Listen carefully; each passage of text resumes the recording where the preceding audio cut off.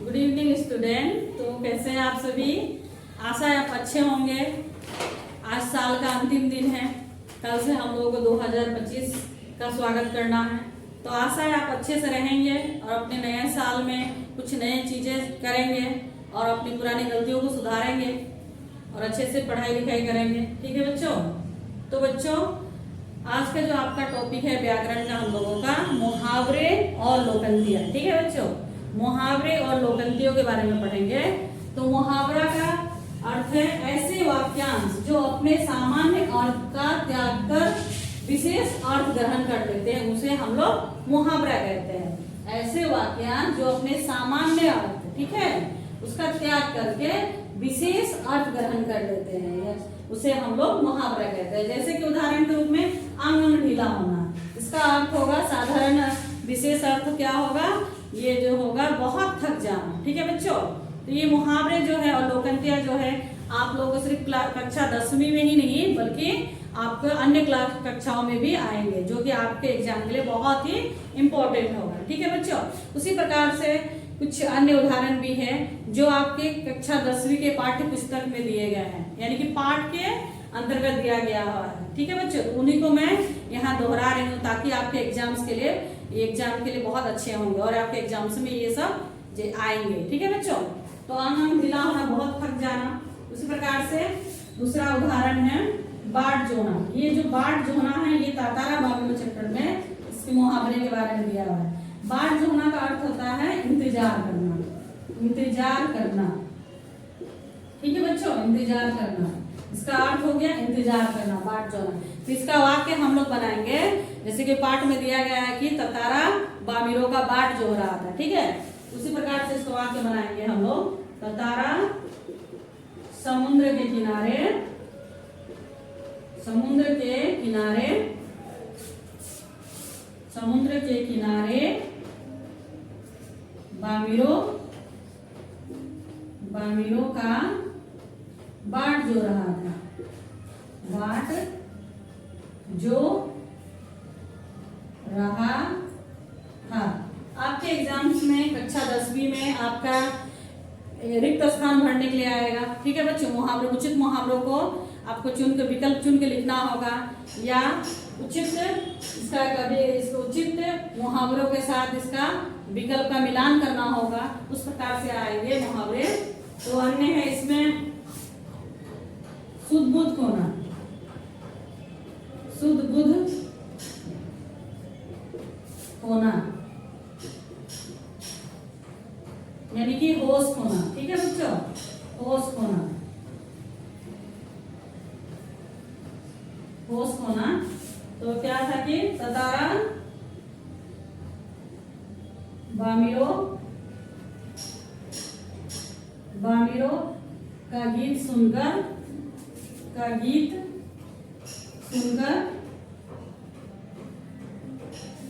सुध बुध खो बैठा, सुध बुध खो बैठा,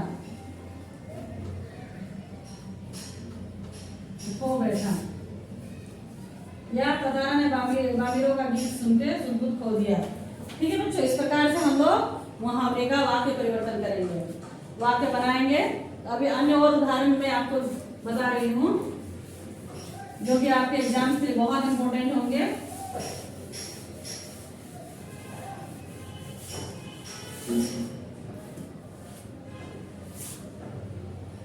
तो अन्य है अंधे।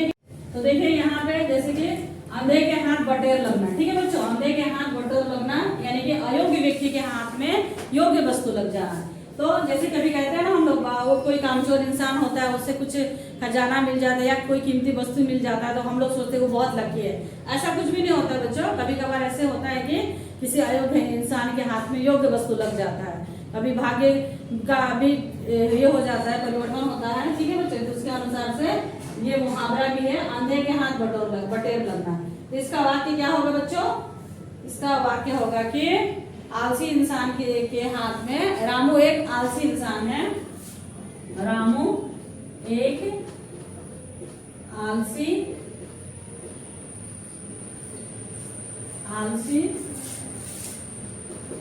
इंसान आलसी इंसान है उसे आज एक खजाना मिल गया। एक खजाना, उसे आज एक खजाना मिल गया है। इसे ही कहते हैं, इसे ही कहते हैं अंधे के हाथ बटेर, अंधे के हाथ बटेर मिल गया। इस प्रकार से बच्चों आपका कुछ अन्य मैं उदाहरण दे रही हूँ व्याकरण ये मुहावरे का, जो आपके एग्जाम से बहुत इम्पोर्टेंट होंगे। आप उसे पढ़िए और वाक्य बनाइए।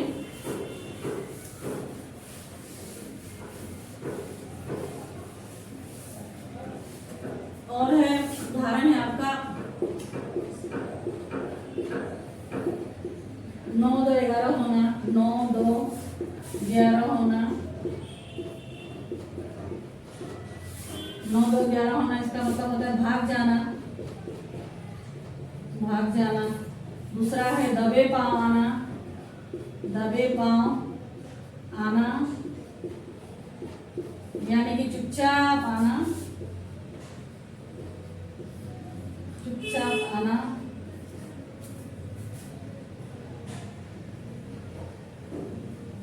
आंखों में धूल झोंकना, आंखों में धूल झोंकना। अर्थ होगा धोखा देना।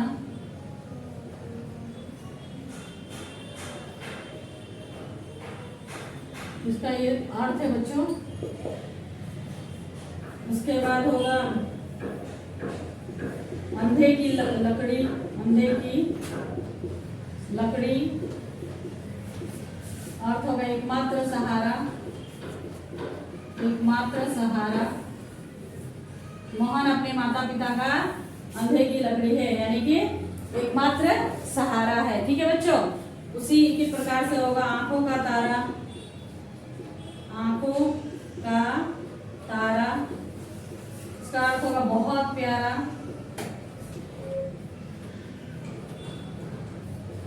दूसरा है आपका पाठ्य पुस्तक के अंतर्गत है आपका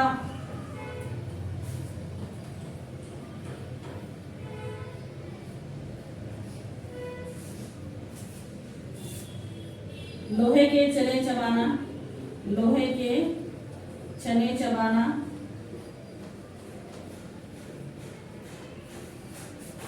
बहुत मेहनत करना या बहुत परिश्रम करना, बहुत मेहनत करना।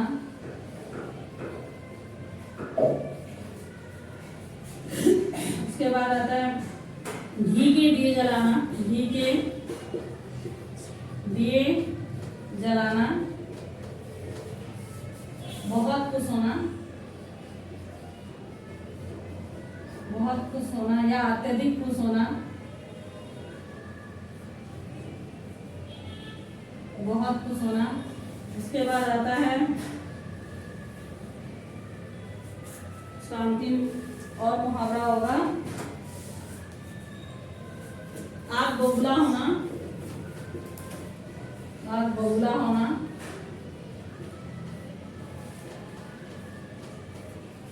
बहुत गुस्सा होना। ठीक है बच्चों। जैसे आप लोगों ने पाठ में पढ़ा ततारा मामिलो पाठ में, ये गांव वाले जब ततारा को अपमानित कर रहे थे तो वो बहुत आग बबूला हो गया था। ठीक है बच्चों। उसी प्रकार से कुछ अन्य उदाहरण भी है, जैसे कि आग में घी डालना, बहुत ज्यादा विवाद को बढ़ाना, या नमक मिर्च लगाना, तो बात को बढ़ा चढ़ा के बोलना। ठीक है बच्चों। उसके बाद अंग अंग मुस्कुराना, बहुत ज्यादा प्रसन्न होना, और हाथ पांव फूलना, घबराना। ये सब आटे दाल का भाव मालूम चलना, असलियत का पता चलना। ये सारे मुहावरे हैं जो कि सिर्फ कक्षा 10वीं में ही नहीं बल्कि आपके अन्य कक्षाओं में भी, कक्षा 9वीं 8वीं 7वीं 6वीं सब में आपके लिए इम्पोर्टेंट होगा। तो आशा है बच्चों मेरे द्वारा दी गई जानकारी आपको पसंद आई होगी। आप इसे समझे, मुहावरे का किस प्रकार से वाक्य में परिवर्तन करें, कुछ महत्वपूर्ण इंपॉर्टेंट मुहावरे यहाँ मैंने दिया है, इसका अर्थ भी मैंने बताया है और आप इसे अच्छी तरह से अपने परीक्षा में इसका प्रयोग करेंगे और इसे समझेंगे, पढ़ेंगे। तो बच्चों आप इसे पढ़ें, समझें और अन्य बच्चों को भी इसे शेयर करें ताकि वो भी अच्छी तरह से पढ़ सके। धन्यवाद।